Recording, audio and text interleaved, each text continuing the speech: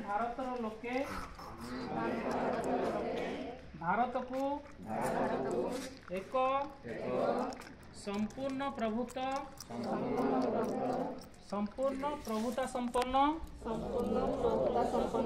समाजवादी धर्मनिरपेक्ष